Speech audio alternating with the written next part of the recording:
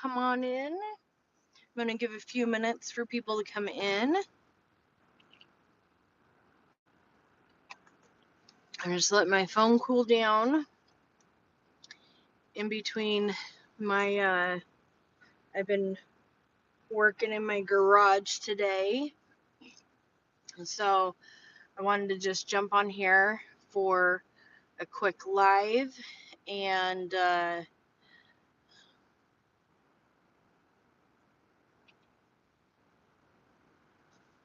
get a few things out here just to kind of help some people. I know some people have been asking about, bill writing and how to do things that way and how. Hello, Nana. Welcome, welcome.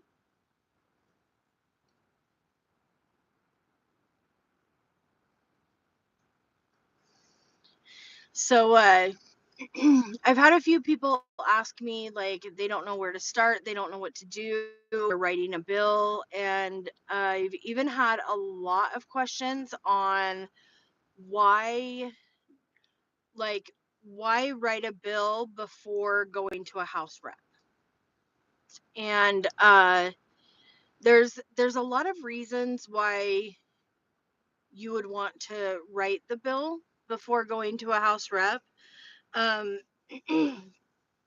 the first reason you would want to write a bill before going to the house rep is it shows that you're serious and you're prepared. Um, Legislators are approached constantly with ideas. Many are really vague or emotional, but they lack the the substance, right? Uh, when you bring a fully draft bill, it proves that one, you've done your homework. Two, not just you're not just complaining, but you have a solution. And three, you're ready to partner. You're not just pleading, right? So another reason why you would want to draft a bill is it saves the representative time because they are super, they're busy, right?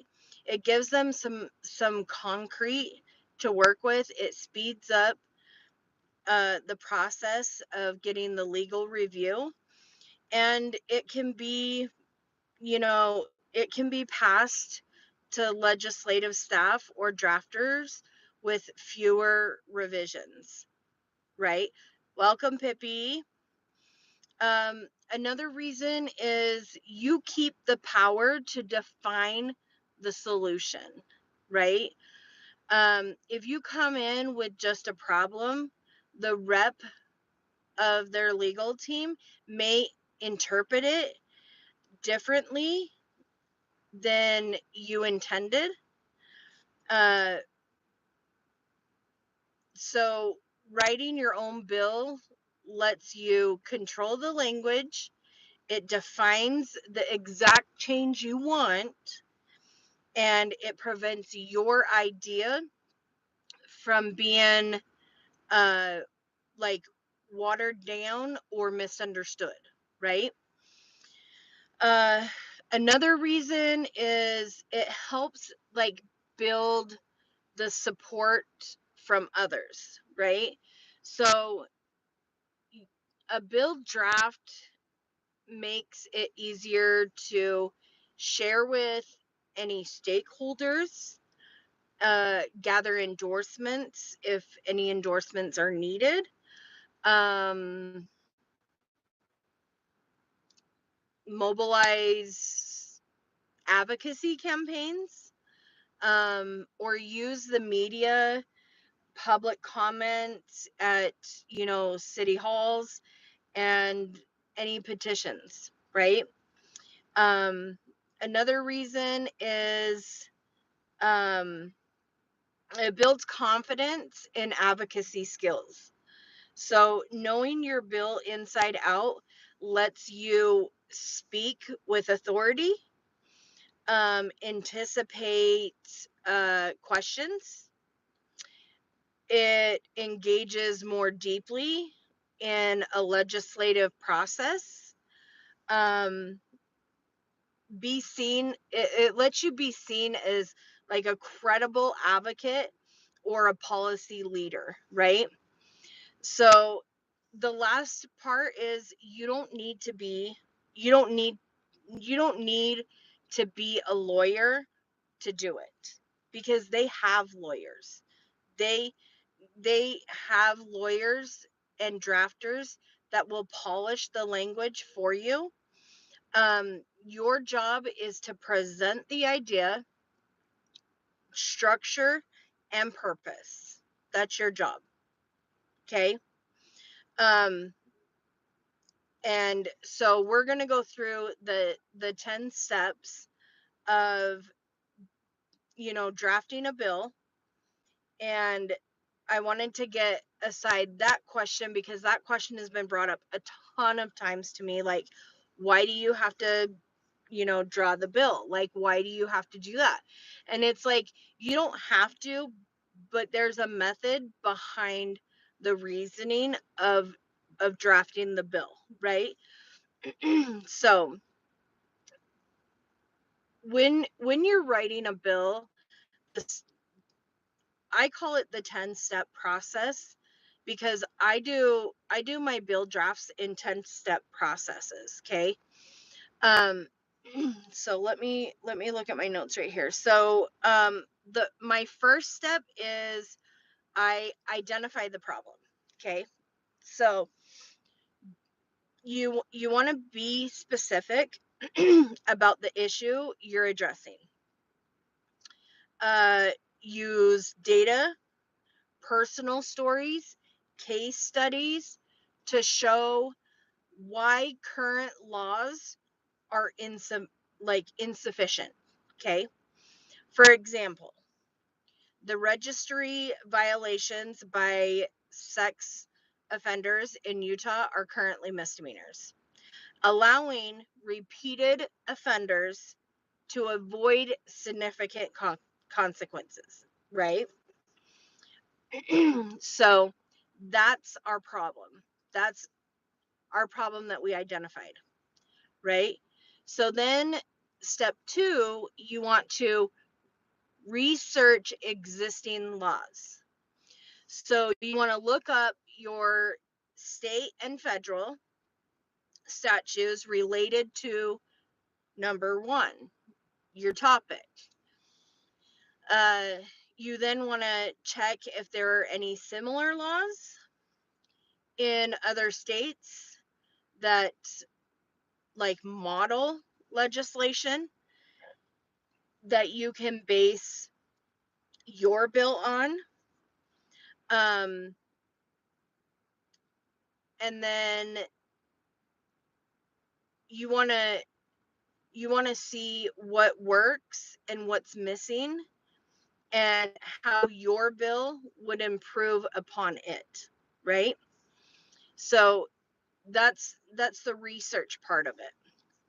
So then number 3, you want to define the goal of your bill. So what specific change are you seeking? Like, what specifically are you wanting? Make your goal narrow and actionable. Okay? That's what you want. So, for example, we want to reclassify repeat sex offender registry violations from a misdemeanor to a 3rd-degree felony. That's what we want. That's what it is. Okay? Um so that is our goal. That is our specific change from a misdemeanor to a 3rd-degree felony. And then number 4, you want to draft the bill title and purpose. So the title should be short and clear. So what did we do? Sex Offender Registry Violation Accountability Act. Okay, that's what we did. The purpose, or the should state the problem and the intent on the bill in like a paragraph, right? So the title is very short, and then you want the purpose is like should state the problem or the intent, and the intent. So the problem and the intent of the bill in a paragraph, right? And then you want to write, number 5 is you want to write the bill text. Okay, so hello Riddle. So number 5, we're going to write the bill text. So use formal structure layout broken into sections. So the section 1 is going to be the definitions. Okay, so define the key term registry violation, repeat offender, felony classification. You want all those definitions down, right? And then section 2 is going to be like the provisions. Okay, clearly explain what the law will do. Add new penalties, amend the statute, require reporting, things like that, right? And then section 3 will be the I cannot say that word, implementation. Okay. So who enforces the law? Is it the attorney general, the local law enforcement? Like, who is going to enforce it? When does it take effect? Those are the things that's going to happen in the implementation. Okay. And then section 4 is going to be the funding or costs if needed, right? And then if there needs to be a section 5, it would be optional, but if it needs it, include estimates of how the law will be funded or its impact on the budget.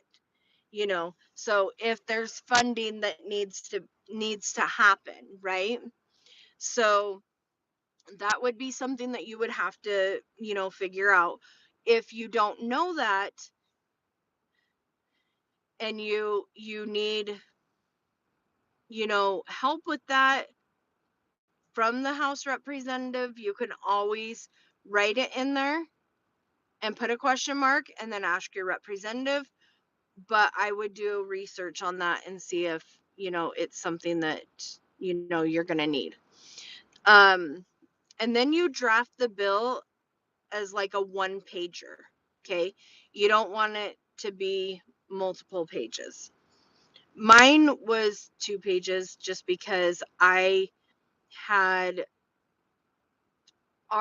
we had a system inside of, we had multiple things going on. So we had something inside the prison that they could do if they went to prison. And then we had a recidivism housing that they could do when they got out, as long as they did the correctional system inside. So ours was a little bit longer because of that. But so then you would draft the summary as like a 1-pager. So in the 1-page summary of the bill, you would do what it does, why it matters, who it would help, and why it's needed now. Why it's needed now versus 5 years ago or 10 years ago or whatnot. So this is what you would give to the legislators, stakeholders, and the media, right? So then number 7 is you would gather the supporting evidence, right? Prepare for statistics, expert testimony from police, legal professionals, advocates, etc. Things like that. Also, letters of support. So, from organizations or victims or professionals, things like that. And then number 8, you want to get feedback. It's optional, but it's valuable. Okay. So you want to share your draft with like a legal aid or advocacy group, law school clinics, maybe professional or legal writers. They can also help with formatting or refining your language and things like that. A lot of people will help out. You would be surprised. And then number 9, I have prepare your talking points. Okay. So before you go to the representative, you want to know the problem, you want to know the solution, and you want to know the impact. Okay. Have a 2 to 3 minute elevator pitch ready. Like, pretend you're in an elevator and you need to get that out. Pretend you're at a city council and you only have 2 to 3 minutes. Like, bam, bam, bam. Okay. You need to have it ready. You need to have it memorized. You like pretend like you're on the street and you're waiting to cross that street. You're just waiting for that red light. Bam, bam, bam. You need to get it out. Okay. And then number 10 is when you would, after you have 1 through 9 done, number 10 is schedule that meeting with the House rep. Now, I would recommend going onto the website, your state representative website. I would go through all of your House representatives. I would look at the current bills that they are supporting. I would look at the bills that they support, and is your bill something that they are somewhat supporting of? You know, are they supporting? Are you going to take a criminal? Are you going to take something that um,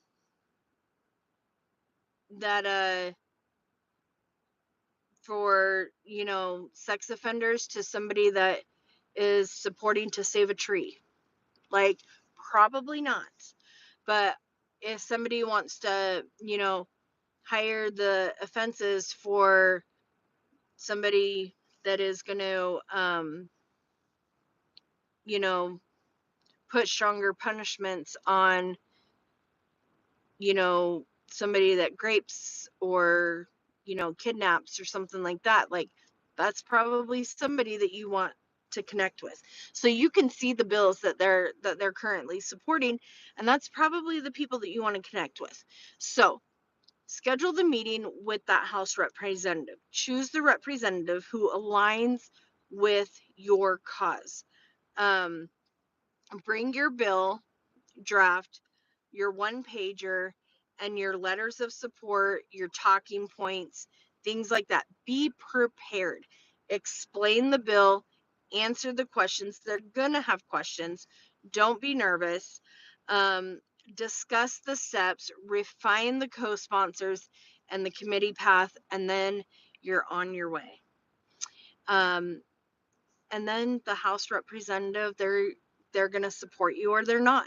If they're not, you have plenty more to choose from. Okay. If they choose to sponsor you, they take it from there, and you just go with them and you work with them, and it's actually an amazing experience. So I would highly suggest everybody to get in there, whether it helps, whatever it helps in your community. Try it. Try something, and get the experience down underneath your belt, because it's absolutely an amazing experience.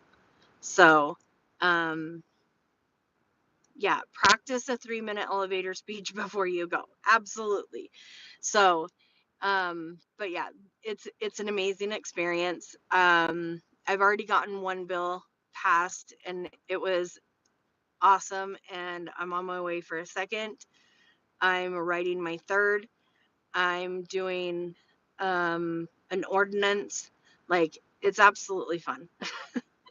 So if you guys want to do it, please, feel free to reach out, ask me questions, and I hope this helps everybody who has been emailing me, asking me questions. And I wanted to make this short. I think 20 minutes is short enough, but hey, if you guys have any questions, please feel free to put it in the comments. Don't forget to like, share, and subscribe. Have a wonderful day. Bye.